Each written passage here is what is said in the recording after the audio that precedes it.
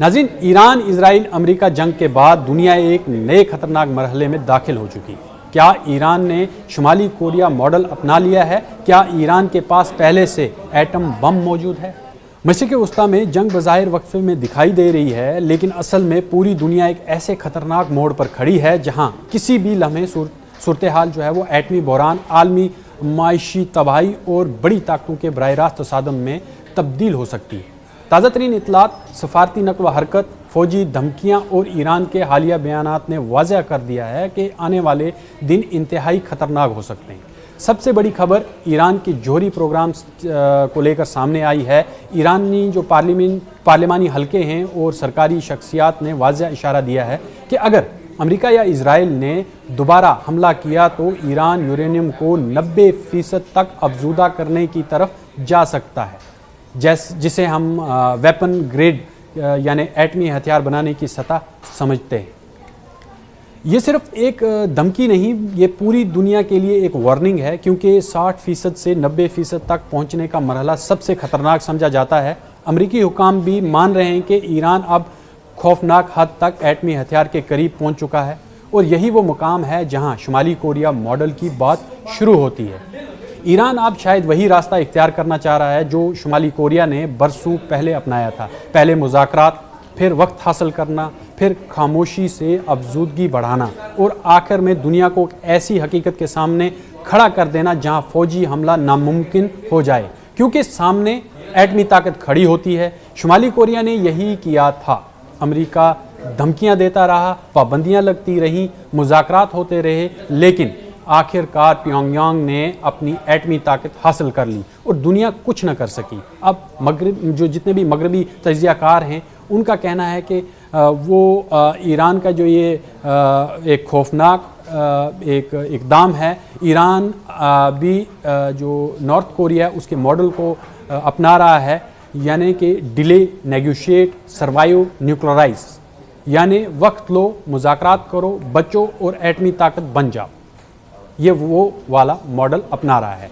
Iran मुसलसल जो मुज़ाकरात हैं वो भी कर रहा है और लेकिन साथ ही अफजूदगी, मिसाइल प्रोग्राम और इलाकाई नेटवर्क भी मजबूत कर रहा है। इस दौरान एक और बड़ी पेशरफ्त ने वाशिंगटन को हिला दिया है। अभी अमेरिकी सदर डोनाल्ड ट्रंप चीन पहुंच चुके हैं, जहां ईरान जंग, आबनाए हुर्मुज़, तेल सप्लाई और आलमी मईशत सबसे बड़ा एजेंडा बन चुके हैं। रिपोर्ट्स के मुताबिक ट्रंप और शी जिनपिंग ने इस वक्त स्ट्रेट ऑफ हुर्मुज़ खुला रखने और ईरान को एटमी हथियार न मिलने पर बात की है, लेकिन असल कहानी इससे कई ज़्यादा बड़ी है। अमेरिका को अब शक है कि चीन, रूस और ईरान के दरमियान खुफिया स्ट्रेटजिक ताउन बढ़ रहा है। वाशिंगटन को खौफ है कि अगर ईरान मुकम्मल तौर पर चीन और रूस ब्लॉक में चला गया तो मशरिक़ वस्ता में अमरीकी बरतरी खतरे में पड़ सकती है। इसलिए अमेरिका वॉर मिनिस्टर यानी दिफाई और जंगी पॉलिसी साथ सख्त गुस्से में है, क्योंकि जंग उनके मंसूबे के मुताबिक ख़त्म नहीं हुई। ईरान न सिर्फ बच गया बल्कि अब पहले से ज़्यादा जारहाना लहजे में बात कर रहा है। अमेरिकी इंटेलिजेंस रिपोर्ट्स के मुताबिक ईरान अब भी अपने मिसाइल नेटवर्क्स, ड्रोन प्रोग्राम और खलीजी दबाव की सलाहियत बरकरार रखे हुए है। वहीं पाकिस्तान का किरदार भी अब आलमी तवज्जो का मरकज़ बनता जा रहा है। कई रिपोर्ट्स और सफारती हलकों में ये दावा गर्दिश कर रहा है कि ईरान ने अपने कुछ बहरी असासे और जहाज़ पाकिस्तान के साहिली इलाकों या महफूज जोन्स के करीब मुंतकिल कर रखे हैं ताकि मुमकिना अमरीकी या इजरायली कार्रवाई से बचा जा सके। ताहम इसके बाज़ाब्ता आज़ादाना जो तस्दीक है वो सामने नहीं आई है, लेकिन ये बात जो है वॉर मिनिस्टर ने डिस्कस की है और वो काफ़ी गुस्से में है और उन्होंने ये कहा है कि जिस तरह से पाकिस्तान ने जितने भी ईरान के जो जेट्स हैं उनको जो है महफूज मकामात में शिफ्ट कर रखा है, ये इंतहाई हसास मामला है और ये बहुत हद तक ख़तरनाक बात है। लेकिन ये हकीकत है कि पाकिस्तान इस वक्त ईरान, अमेरिका, चीन और खलीजी ममालिक के दरमियान एक हसास सफारती पुल बन चुका है। सबसे ख़तरनाक पहलू अब आबनाए हुर्मुज़ है। अमेरिका पहले ही ईरान के खिलाफ बहरी नाकाबंदी जैसे इकदामात की बात कर चुका है, जबकि ईरान वाज़ा कर चुका है कि अगर इसकी बंदरगाहें खतरे में आईं तो पूरा खलीज खतरे में डाल दिया जाएगा और यही वो लम्हा है जहां दुनिया को असल खतरा शुरू हो जाता है। क्योंकि अगर ईरान वाकई 90% अफजूदगी की तरफ बढ़ता है, अगर इजराइल दोबारा हमला करता है और अमेरिका बहरी नाकाबंदी सख्त करता है, और अगर चीन और रूस खुलकर ईरान के करीब आते हैं, तो फिर ये सिर्फ ईरान जंग नहीं रहेगी, ये आलमी ताकतों का बराह रास्त तसादम बन सकता है। मैं समझता हूँ कि सूरत हाल अब इंतहाई नाजुक मरहले में है।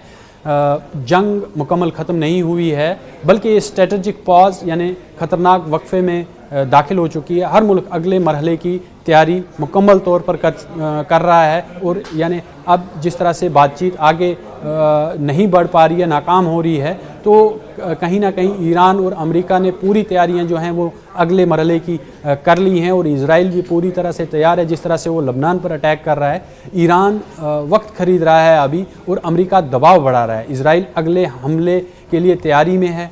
रूस और चीन खामोशी से अपनी पोजीशंस जो हैं वो मजबूत कर रहे हैं, और दुनिया शायद अभी भी इस बहरान की असल शिद्दत को पूरी तरह से समझ नहीं रही है, क्योंकि अगर ये बहरान दोबारा भड़का तो इस बार सिर्फ मिसाइल नहीं गिरेंगे, बल्कि आलमी मईशत, तेल सप्लाई, समुद्री रास्ते और शायद पूरी दुनिया का वक्त जितनी भी ताकत है उसका तवाज़न जो है वो बदल सकता है, वो हिल सकता है।